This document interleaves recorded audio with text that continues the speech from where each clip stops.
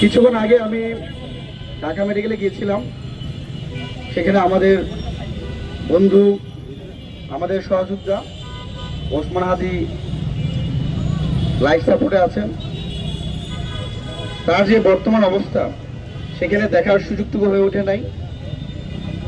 পাশেই ডাক্তার ছিলেন, তাদের সাথে কথা বলেছি।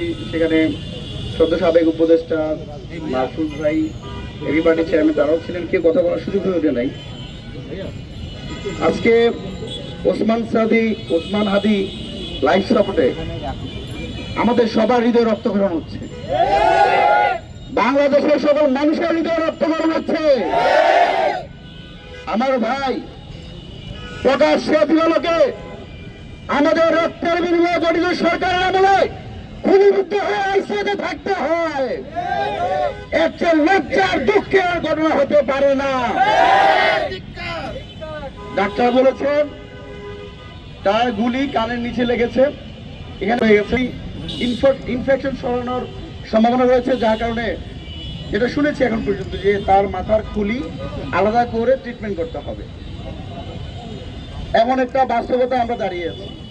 আর আসলে আমাদের অনেক লজ্জা লাগে। দেখুন, এই যে আরো এক সপ্তাহ আগে ওসমান হাদি তার ফেসবুকে পোস্ট দিয়েছিলেন, তার মাকে, তার বোনকে, তার প্রিয়তমা স্ত্রীকে দর্শন করে হুমকি দিয়েছিলেন, এবং তাকে প্রকাশ্যে গুলি করে হত্যা করার হুমকিও তাকে দিয়ে দেওয়া হয়েছিল। কিন্তু লজ্জার বিষয়, গত 10 দিনে পুরো বাংলাদেশের মানুষ সেই ঘটনা জানতে পারলো। প্রধান উপদেষ্টা প্রফেসর মোহাম্মদ ইউনূসের ঘুম কিন্তু চোখ থেকে যায় নাই। আমরা কেমন একটা বাংলাদেশে বাস করি? একজন নাগরিক, একজন জুলাই আন্দোলনের অন্যতম নায়ক, যিনি ইনকিলাব মঞ্চের মুখপাত্র, ঢাকা 8 আসনে সংসদীয় আসনে সে নির্বাচন করবে, তার ন্যূনতম সিকিউরিটি এই গভর্নমেন্ট দিতে পারছে না।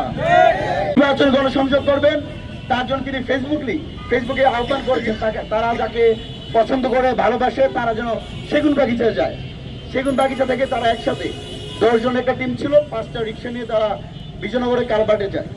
এই যারা হত্যাকারী, কি পরিমাণ ভয়াবহ কিলিং মেশিনে নেতারা নেমেছে, এই হত্যাকারী সেগুন বাগিচা থেকে তারা লিফলেট বিতরণ করেছিল হাদির সাথে। সর্বশেষ যখন তারা কালবাট রোড থেকে তারা চলে যাচ্ছে, তখন এই শুটার গুলি করে তাকে হত্যার উদ্দেশ্যে গুলি করা হয়েছে।